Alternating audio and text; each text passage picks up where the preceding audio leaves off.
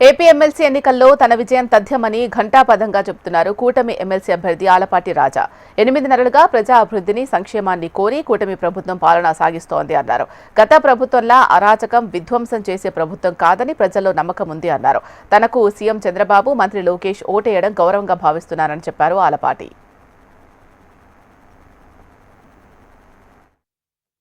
33 నియోజకవర్గాల్లో ఉన్నటువంటి ఎమ్మెల్యేలు, ఎంపీలు, మంత్రులు, మరి ముఖ్యంగా ముఖ్యమంత్రి గారు, అదేవిధంగా యువ నాయకుడు నారా లోకేష్ గారు నాకు ఓటేసినటువంటి సందర్భం.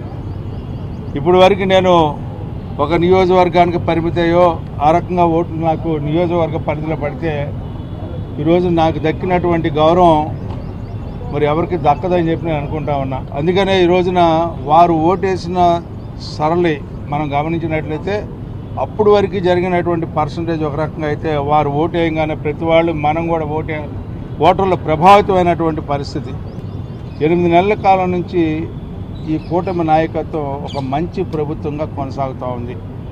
ప్రజా అభివృద్ధిని, సంక్షేమాన్ని కోరి పాలన చేస్తూ ఉంది. గతంలో లాగా అరాచకం కానీ విధ్వంసం కానీ చేసే ప్రభుత్వం కాదని ఒక నమ్మకం కలుగుతూ ఉంది. అంతేకాకుండా నిరుద్యోగ యువతకి ఒక సువర్ణ అవకాశం ఈ రోజున ఈ రాష్ట్రం కూటమి నాయకత్వం ద్వారా ఏర్పడబోతుందనే నమ్మిక ఒకటి ఉంది. అందుకని ఈ రోజున ఈ యొక్క విజయం అనేది ప్రభుత్వ విజయంగా, కూటమి విజయంగా నేను భావిస్తూ ఉన్నానని చెప్పి సందర్భంగా మనవి చేస్తాం.